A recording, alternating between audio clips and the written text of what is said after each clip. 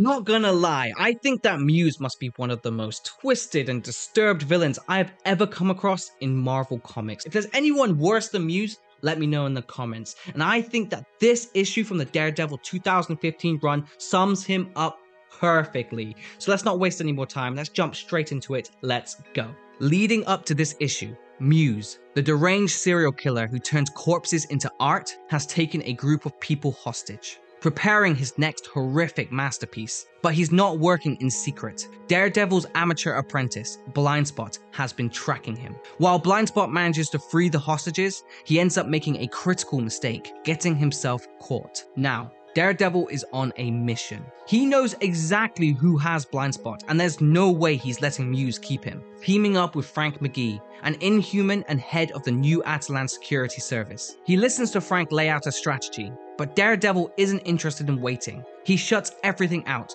relying solely on his radar sensors. Instead of searching for movement or sound, he's looking for something missing. The last time he fought Muse, he noticed something terrifying. The killer doesn't just exist in the world. He removes something from it. He drains sensory information around him, creating an eerie, unnatural void. And that's exactly what Daredevil locks onto. Meanwhile, inside Muse's hideout, Blindspot is thrown to the floor, bound and gagged. Muse starts ranting about the pain of creating, the agony of chipping away at all the bad ideas until the final product is revealed. With a twisted grin, he rips off Blindspot's mask, gesturing to the room around them. It's a warehouse. But not just any warehouse. It's a slaughterhouse turned into an exhibit. Blood-drenched walls, body parts displayed like sculptures, a vision of true horror. Muse begins diving deeper into his twisted philosophy. He talks about his first kill, a woman whose murder made him feel powerful. He knew it was wrong, but it felt right. And deep down, he knows this can't last forever.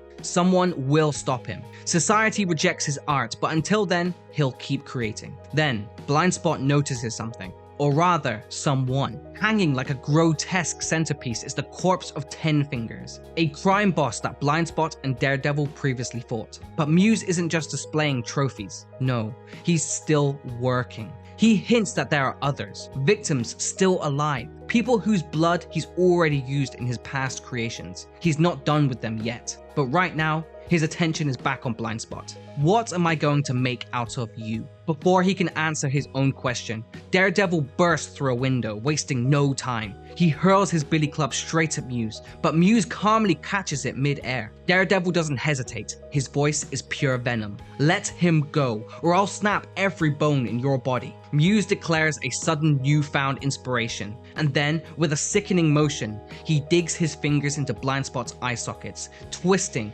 ripping, tearing his eyeballs apart. Muse throws Blindspot away, looking at his handiwork like a painter admiring a fresh stroke of color. Just beautiful. Daredevil catches him, panic flashing across his face, but Blindspot, through ragged breaths, manages to choke out a warning. He tells Daredevil that there are over 100 victims still alive, still hanging somewhere in this nightmare. Daredevil has to move. Muse bolts, and Daredevil follows, their fight carrying them deeper into the hideout as they begin to grapple, until Daredevil stumbles into something even worse. The ceiling is lined with bodies. Over 100 of them, hanging upside down. The entire room is a grotesque living art piece. Muse stands to the side, gripping an axe. He smiles, speaking like a proud artist. They're better off like this, immortal. They'll live forever in my art. And then he swings. The axe slams into the rope, keeping them suspended, cutting them loose. The victims plummet. Daredevil dives, grabbing a hold of the mechanism,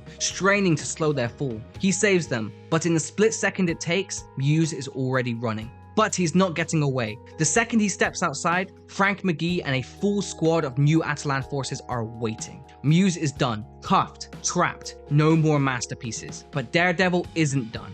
He marches up to Frank, eyes locked on Muse. Frank emphasizes that Muse will be justly punished for his crimes. Daredevil responds coldly. He took Blindspot's eyes. How will he be punished for that? Muse begins to offer his help with that. Then, without hesitation, he snaps his own fingers, bending them back at unnatural angles. This is what you were going to do, right? Make it impossible for me to create art again? Daredevil stares at him, something deeper than rage in his expression. Slowly, he reaches forward, ripping off Muse's mask, revealing his shriveled, pale, lifeless face. Blindspot is carried out on a stretcher. Frank reassures Daredevil that maybe New Atlan's technology can help him, but Daredevil isn't so sure. He speaks with his apprentice, guilt thick in his voice. "I'm sorry." Blindspot, through the pain, carefully whispers, "Did we save them?" Daredevil lets him know that they saved over 100 of Muse's victims. "Then it was worth it."